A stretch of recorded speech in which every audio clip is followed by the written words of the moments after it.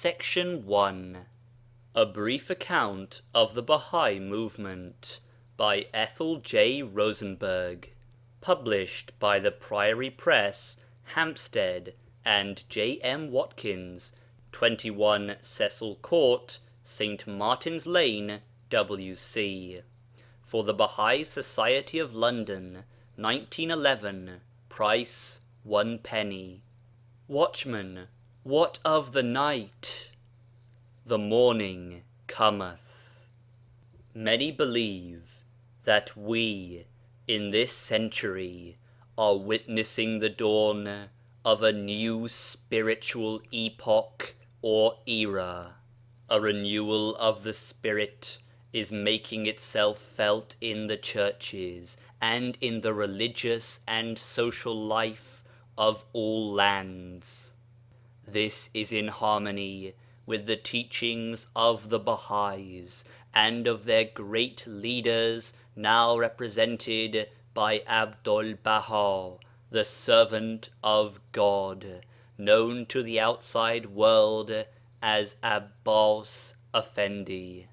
Once again, the light is shining forth from that land, which may indeed be called the Holy Land, for have not its valleys and hills been trodden from the beginning by the feet of those great messengers inspired of God, Abraham, Elijah, and last and greatest, Jesus of Nazareth?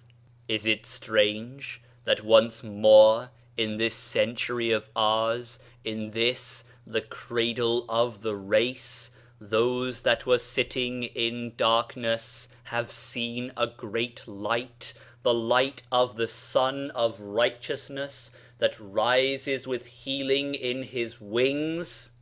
This great teacher, Abdul Baha, by birth a Persian, was, until 1908, for 40 years a prisoner, confined by the order of the Turkish government within the walls of Akka, or Accra, to use the name more familiar to the West, on account of his religious teachings, which were considered subversive of, and antagonistic to, the faith of Islam. In order to make these statements intelligible to those who have not before heard of this great religious movement which is flooding the East with a new light and life, it will be necessary to give a slight sketch of its history. In 1819 AD, in the city of Shiraz in Persia, a child was born named Mirza Ali Muhammad. His father, a wool merchant, died while the child was yet an infant. He was brought up by his maternal uncle and given the ordinary education of a Persian youth in his position. From childhood, Ali Muhammad was renowned for his piety and virtue, his courteous manner, and the beauty of his person. When this young man attained the age of 24, he announced to some of the principal men of learning and virtue of his country that he was the bearer of a message from God, and from that time assumed the title of Bab, or door, by which name he became generally known. He is now universally referred to as the Bab. He became the forerunner and founder of a great religious movement which is destined to quicken the Western world as it is now quickening the East, and to bring the two into unity and harmony. From the hour of this announcement he obtained a hearing, and in a short while gained a very large following, both among the cultivated and learned of his countrymen and among the common people. The rapid spread of his teachings began seriously to alarm the more fanatical of the Persian Mohammedan teachers or mullahs. Through their intrigues and at their instigation, he was at last seized and thrown into prison, and finally shot at Tabriz in July 1850 A.D., 6 years after he had declared his mission. The mullahs were determined, if possible, to stamp out and destroy what they considered to be a dangerous heresy. They therefore imprisoned and executed all of the leading Bābīs, as they were called, upon whom they could lay hands. The Bāb's doctrines were simple.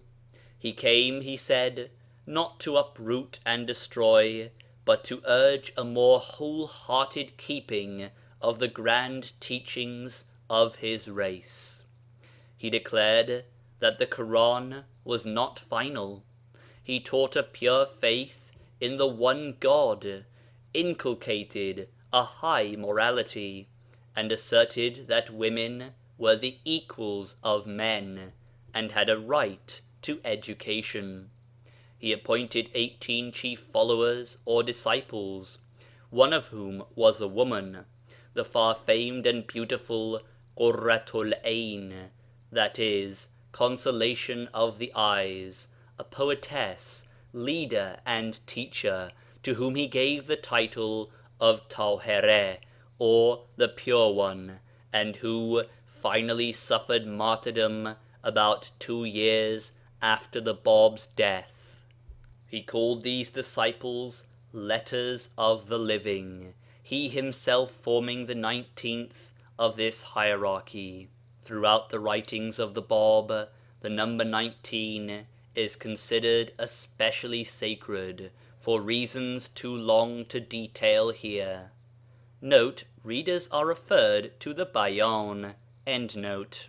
The greater part of the teachings and writings of the Bāb referred to a coming Great One, he whom God would manifest, who would reveal the light of truth in its full splendor, and would declare himself after 19 years. The Bāb exhorted his followers not to reject this Great One when he appeared, as has been the custom of former religions and peoples upon the advent of a new prophet. 2 years after the Bāb's death, in 1852 A.D., a young fanatical Bābī, whose mind had become somewhat unbalanced through grief, owing to his master, a Bābī, having been martyred for his faith, fired at the Shah with a fowling piece. He was seized and instantly put to death. This unfortunate act gave the mullahs a pretext for their reiterated statements that the Bāb's teachings were not religious but political, and dangerous to the government. All the leading Bābīs were seized and imprisoned, and many of them put to death. Then commenced that terrible outburst of persecution, torture, and martyrdom, for which there is scarcely to be found a parallel in history. The number of these martyrs is variously estimated at from 30 to 50,000 souls, men, women, and children. Among the Bābīs imprisoned at this time was a young and wealthy Persian nobleman, who was considered by the government to be a prominent leader of the movement. On account of his benevolence, he was called in Tehran the Father of the Poor. Afterwards, he became universally known as Baha'u'llah, that is, the glory of God. Baha'u'llah was confined in a dungeon with a heavy chain about his neck, attached thus to 5 other Bābīs for a period of 4 months. The government, however, being quite unable to substantiate any charge against him, released him, and having confiscated his property, banished him with his family and a few followers to Baghdad, beyond the borders of Persia and under the jurisdiction of the Sultan. In that neighborhood he resided for about 11 years. It was during this period that he withdrew for 2 years to the solitude of the mountains. Even his friends did not know the place of his retreat. It was then that the greatness of his message began to be realized by the distraught people, and when he returned to them, they gathered around him as a leader. Men of culture and learning came great distances to consult with him, until the mullahs, again becoming alarmed at the amazing spread of this faith, persuaded the Persian government through their intrigues and misrepresentations to demand of the Sultan that Baha'u'llah should be summoned to Constantinople. He was therefore obliged to set out for that city with his family and immediate followers in April 1863 AD.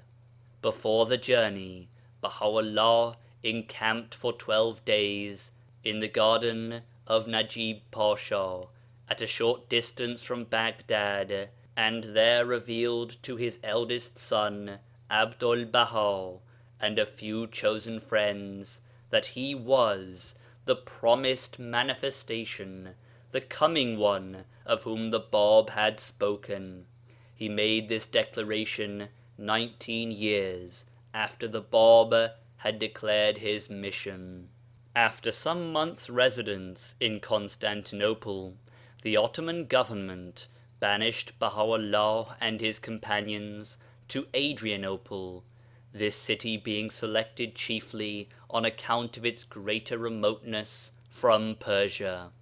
There they lived for 3 or 4 years, the faith constantly spreading, until in 1868 AD they were once more exiled, this time to Akka.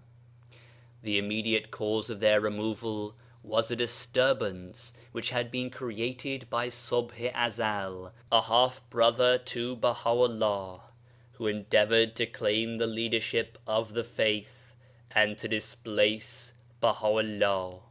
Akka was selected because, being the chief fortress and military station in the north of Palestine, it was the place to which political suspects and criminals of the worst type were sent. It was extremely unhealthy, and it was probably thought by the authorities that these poor exiles, about 70 in number, would not long survive their imprisonment within its walls. For 2 years after their arrival, they were confined in 2 rooms in the barracks, and many fell ill of typhoid and dysentery. But through the devoted nursing of Abdul Baha and a few helpers, all but 6 recovered. The charge to the governor stated that they were murderers, nihilists, and thieves, and that they must be allowed no liberty or concessions of any sort. After incredible hardships and the death of a young son caused by a fall from the roof of the prison building where he had gone to meditate, Baha'u'llah, with his family, was at last permitted to take a house in the town. Here he was confined in 1 room for 7 years. But through the nobility of their lives and characters, the prisoners won the increasing respect and sympathy of the successive governors of Akka, and were gradually allowed to become prisoners on parole, and given permission to reside anywhere within a radius of about 18 miles. After this, Baha'u'llah lived for the greater part of the time in a house at a short distance from Akka called Bahji. Also, he frequently stayed in Haifa and on Mount Carmel, close to the renowned cave of Elijah. On May 28th, 1892 A.D., at the age of 75 years, he departed this life, in full possession of his faculties and powers. Before his death he told his followers, both by word and in writing, that after his departure they must turn their faces towards his eldest son Abdul Baha, the greatest branch, who was one with himself. End of section 1.